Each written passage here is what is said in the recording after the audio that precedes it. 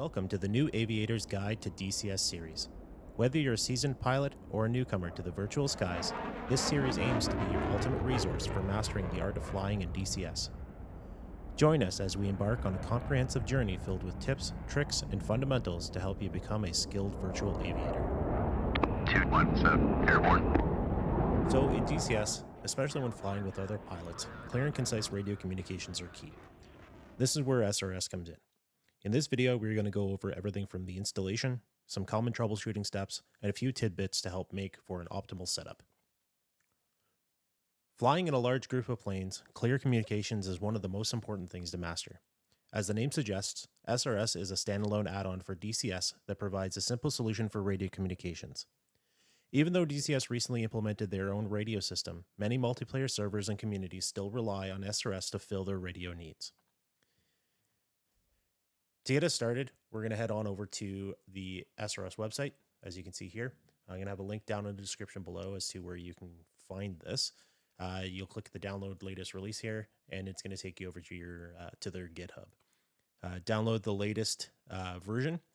I chose to download the auto updater just because it works a little bit simpler than having to go through the zip file. It does some install and updates things for you there. So once you've got that downloaded, you'll have a SRS auto updater install file. Let it do its update, downloads of the latest version. It's going to ask you whether or not you want to read the release notes. You can if you want to, you don't have to. I'm going to choose not to in this case. And then you're going to get this pop-up where it asks you, do you want to change the installer settings? So on your first install, especially, I would highly encourage you to, yes, pause the install to make sure that these settings are proper. So step one, pick the install location. So this is just like any other application you're going to install on your computer. You want to make sure you're installing it to a location on your computer that makes sense. So program files, DCS simple radio solution, standalone, makes most sense. And then the save games folder. So this is not your actual DCS folder. This is not your, the actual save games DCS like open beta folder or whatever. This is just straight up your save game. So for me, it found it right off the hop and it is the right one. So I don't need to change that.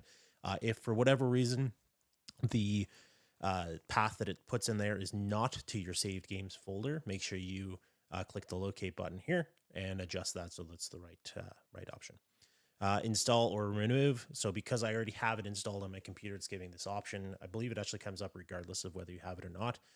You can click the install and or update. So we'll do the update here. So all that's going to do is going to update all the files to the latest versions, and then we'll get the actual SRS opened up here. So it's going to do its thing, and eventually this is going to close off here. So the interface is pretty straightforward. There's not a whole lot to really describe here. At the very top, you've got your microphone selection.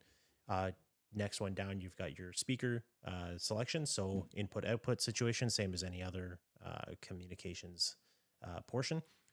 This next section down below, the server. So this is going to be populated with whatever the last server you connected. So most DCS servers, and by I say most, if they're running SRS, once you connect to the server is going to send a ping and it will automatically connect your local SRS client to that server for you. So you don't have to worry about filling this information in and clicking connect or anything like that. It generally speaking will automatically do that for you. Couple different sections here for settings, controls, etc. Controls are pretty straightforward. This is kind of the next key spot that we're going to focus on. So as I'm sure you can tell in the background there, I got an F-15 picture with some of the cruisers I used to use when I was in the military. They've got multiple different radios. I actually more predominantly fly the F-18, as I'm sure you've seen some from some of my live streams. So in the F-18, there's 4 different radios that we have to use. So the SRS lets you go all the way up to 10 radios. Which I'm not sure which platform uses 10 radios, but it lets you go all the way up to 10 radios. It seems kind of crazy to me, but hey, it is what it is. So for me, setting up each different radio on a hotkey on my throttle made the most sense. So I have a WinWing throttle, and I've got more hats on this throttle than I know what to do with. So I've designated one of them as the radio push to talk. So I've got it's a four-way hat. I've got up, down, left, right, assigned to the different radio channels. So radio 1, 2, 3, and 4. Like I said, in the F-18, because you have a Comm 1 channel, you have a Comm 2 channel, and then you've got a mids A and a mids B. I've got a radio button selected for each one of them. By default, when you first set up SRS and you haven't changed any of the settings, or if you had to do a reset or whatever the case may be, if you set up your hotkeys just like this, all that's going to do is going to change whatever the active radio is. So by default with the controls, the way the settings are set is if you use radio 1, for example, which I've got set up to that hat, which is listed as hat number 28, all that's going to do is you're going to change the primary or the currently active radio channel that's going to transmit on if you push the other hotkey of PTT. So you notice here that I don't actually have this PTT hotkey enabled. I'm not using it. And that's because there's a setting that we're going to go over here in a second that lets you use the radio change buttons as a hotkey or as a push to talk key.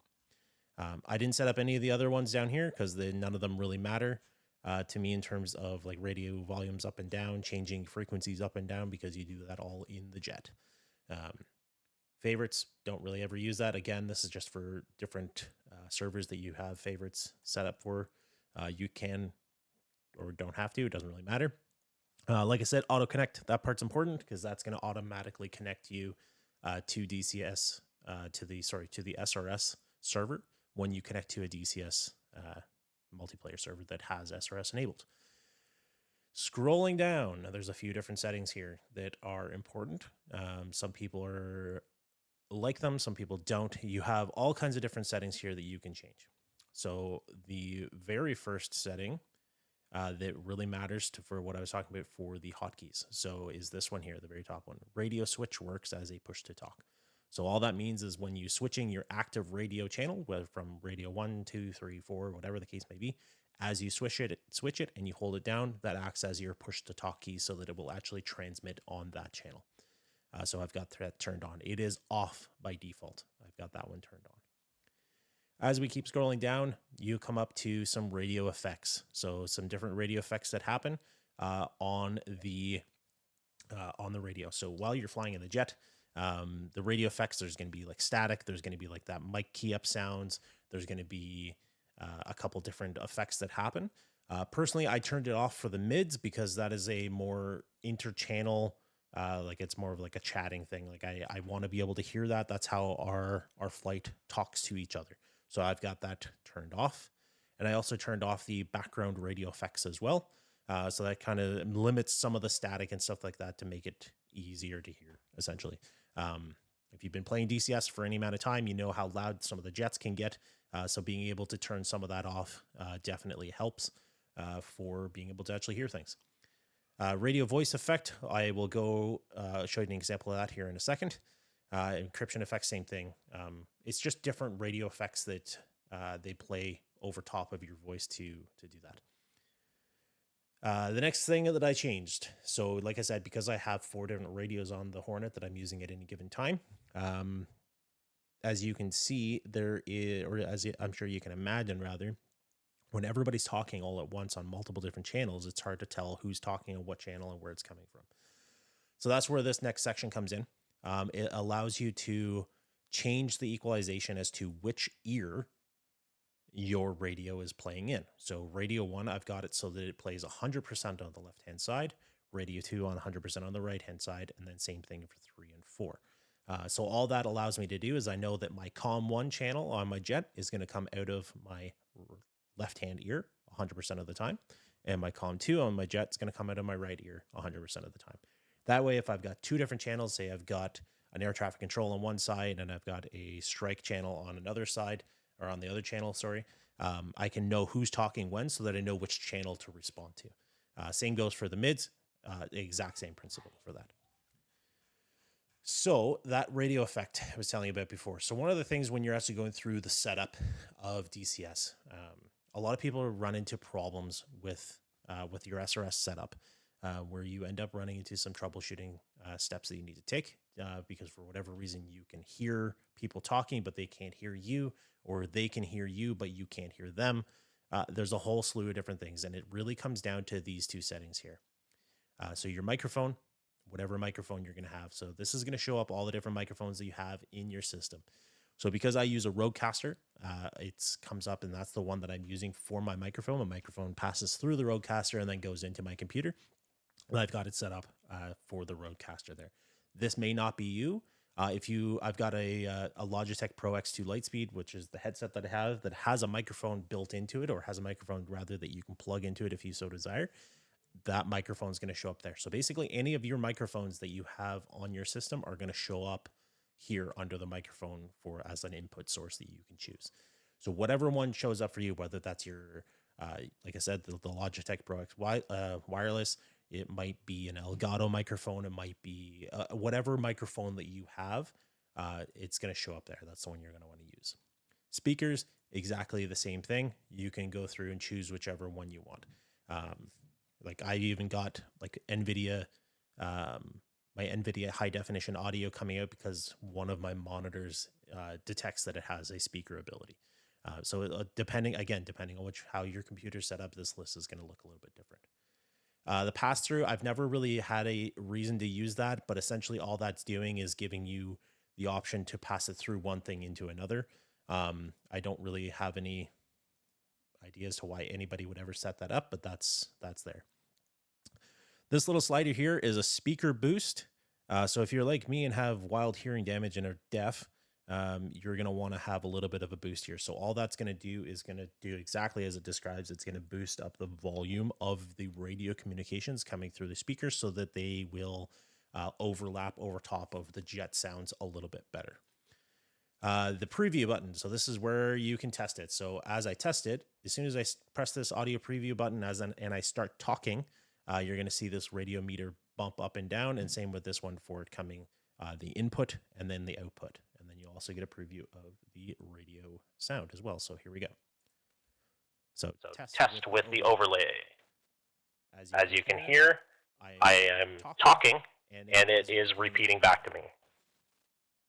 So the big thing with that now, with it repeating back to me, all that's going to do is it's going to push it through the processor that SRS uses to add those radio effects, and then spit it back out to the right output. So if I have this set to my speakers on my Pro X Lightspeed, I'm going to see that the input is happening and the output is happening, but I'm not hearing anything in my actual headset that I'm wearing right now. And that's because this is set to the wrong one. So this is one of the biggest troubleshooting things that I can say for most people is if you can't hear yourself talking here, even though this meter's dancing around, you've got it set to the wrong output. So I'm going to set it back to my Rodecaster speakers chat, and then I'll be able to read the preview. And here I go. I can hear myself again. So that's basically it for the setup as far as SRS goes. So if you're like me, you use Discord for your communications with your community, with other people you're playing games with, whatever the case may be. For me, I choose to use a voice activation method in Discord, which doesn't really jive well with SRS. So if I'm using a push to talk in SRS and I'm playing DCS with people that are in that Discord call at the same time, they're going to hear my communications over the radio, and they're also going to hear my communications in DCS. So there's going to be that extra layer of comms there, which is just going to add confusion, and nobody likes that. Nobody likes a hot mic situation, so we don't want to do that. So the easiest way to get around that is in Discord in your keybind settings. So you're going to your settings, you go under keybinds. For each of those keys that you set up as radios 1, 2, 3, and 4, as a push to talk in SRS, set them up as a push to mute in Discord. So as you push that button, both Discord and SRS are going to detect that key being used, and they are either going to key up and start transmitting, or alternatively mute your microphone at the same time. That way you don't have to worry about having any of that hot mic situation and have your radio communications coming through both Discord and SRS at the same time, ultimately making people not super happy about the extra clutter on the radio waves. So Comm 1, Comm 2. So now that we're actually turned on, Comm 2 has listed up at frequencies 305.000. Mids A, mids B are still turned off. So your mids A and mids B are in your data links here. So we'll turn on the data link, and we'll turn on a mids A of channel 39 and a mids B of channel 120. So now on the left-hand side here, it shows you I am now connected to a MIDS A at channel 39, and I am now connected to a MIDS B at channel 120. I am connected to a Comm 1 at 351.500 and a Comm 2 of 305.000, which equates to your Comm 2 here and your Comm 1 here. If I was to turn off my Comm 2, so turn that volume all the way down, it is now saying that it's off, 000, as being off. Even though it's got a little bit of volume there, it's not going to be 100%. There we go, 0, 0.5. You get the idea. So it's 0. I'm off now.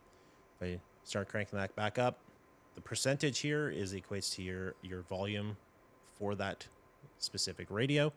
And whether or not it's on or off, it'll say 000 if it is off. Transmitting. So transmitting with SRS, like I said, I've got it set up as a hotkey on my HOTAS. So this little asterisk that's beside the channel, that indicates which channel is currently active. Like I was saying before, if you use the way that it's set up without changing that one setting in SRS, so I'll bring it back up here. If you're not changing this setting here, the radio switch works as a push to talk. If you don't change that, then your push to talk keys are only ever going to act as a different channel. It's going to just change the channel, whichever one's active. Because we have that setting turned on, it's going to change which one's active, and it's actually going to start transmitting on that channel. So if I push my radio up button, which is Comm 1 for me, you'll now see that that asterisk stays there, and then I've got a plus TR, which indicates that it's transmitting. Push down, now I'm on Comm 2, transmitting on Comm 2. Go to the right, I am transmitting on MIDS A, and left, I'm transmitting on MIDS B. It's that simple. And every time I've done that, it's also doing that push to mute in Discord, which I'm sure you can hear that little Discord key up mute sound that's coming through. I don't have anybody to act as a guinea pig at the moment, but if you are receiving communication on this list here, as well as I have it set up right now, you will hear, you'll see that channel light up, same as it does like that. Only the difference is it'll tell you who's talking to you. So you'll get an indication as to who's actually communicating to you. The only real key commands you need to worry about for inside cockpit for this overlay in cockpit is your left control, left shift, and escape. And that switches it between either the standard overlay to a slightly more condensed overlay, a condensed overlay with percentages showing up, and also with the indication as to who's talking, or it'll disable the overlay in general. I usually leave it on this setting here, which is that bit of a condensed, so it'll still show you who's talking, but it doesn't show you the volume levels, because I really don't need to know that, because I can see that on my cockpit here. If you are so inclined, there are other overlays available. I'm not going to go into all of them, like the AWACS overlays and stuff like that. You don't really need to. If you're like most of us that have flight sims, you've got multiple radios or multiple monitors. If you're wanting to leave the overlay in cockpit turned off, but you still want an overlay, you can toggle a radio overlay, and that brings up here. You got the exact same information, your MIDS A, MIDS B, your Comm 1 and Comm 2, and it's all going to show up exactly the same way. The only difference is on your transmits, you got your lights that turn on as to which one you're transmitting on, and that's about it. That's really the main difference here. Instead of an asterisk, you get a light, you still get the information as to who's transmitting. You got volume sliders instead of a percentage as to where your volume is at for that specific channel, and that's about it. So otherwise, it's pretty much exactly the same.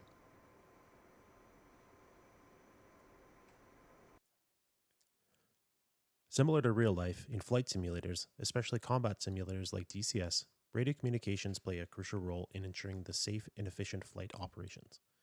Clear and effective communication between the various pilots, air traffic controllers, JTACs, GCI, and all the other people on the net is essential for navigating the airspace, receiving important instructions, and coordinating with other aircraft. Proper radio etiquette and adherence to communication protocols are key to maintaining situation awareness and preventing misunderstandings that could lead to potential hazards, like an in-flight collision. In the virtual world of flight simulators, mastering radio communications is not just a skill, but a vital component of a realistic and immersive flying experience. Although this is just a video game, many people take this very seriously, and being able to communicate effectively on the radio using things like SRS will make your flying experience that more immersive and realistic. So I hope you enjoyed the video. Don't forget to like and subscribe. Leave a comment down below if you have a thought as to what you would like to see next. We are hopefully going to be putting out multiple of these videos over the next little while on various different topics. I already have a couple in the pipe for using data cartridges, again, for the F-18, just the one that I use, but they also work for the F-15 and a few other flight platforms as well. But if you don't subscribe and you don't hit that bell, you're not going to get notification as to when those next videos come up. So once again, thanks for joining us, and we'll see you next time in the next episode. Cheers for now.